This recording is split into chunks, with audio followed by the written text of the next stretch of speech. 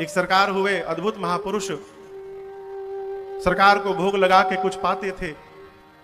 एक दिन सवेरे कुछ भोग लगाने के लिए नहीं रहा ठाकुर जी को, तो पानी का गिलास ही भोग लगा दिए। कहे सरकार कुछ है नहीं, अभी समय यही भोग पाइए। दोपहर में ठाकुर जी पानी का भोग पाए, केवल संध्या बेला में कोई व्यवस्था नहीं हो पाई। अब जो महाराज जी थे वो परेशान कि सरकार ठाकुर जी फिर रात को भूखे रहेंगे हमारे।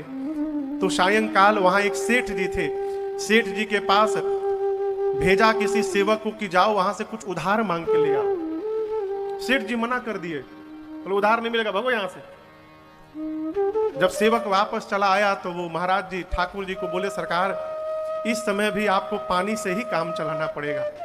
गिलास में पानी भरे, तुलसी दल डाले, ठाकुर जी को भोग लगाएं और लिपट के चरणों में लगे रोने ठाकुर जी के कि ये स्थिति मेरी आ गई कि मेरे सरकार को पानी का भोग लगाना पड़ रहा।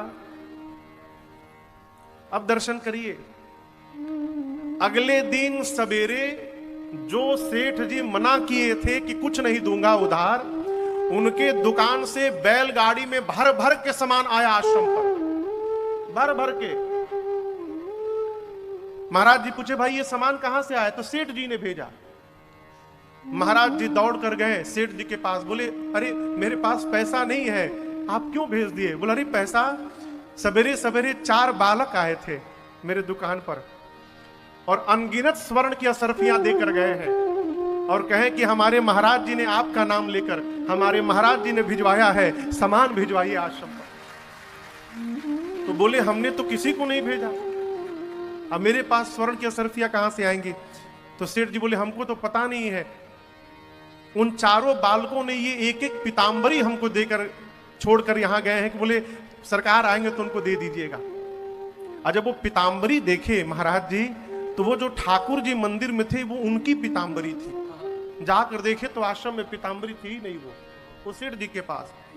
अब वो महाराज जी लगे ठाकुर जी को पकड़ के रोने, सरकार मैं कितना बड़ा अभागा हूं, मेरे से सौभाग्यशाली तो सेठ जी निकल गए जिनको आपका दर्शन प्राप्त हो गया, भले धोखे से हुआ और मैं अब तक दर्शन नहीं कर पाया।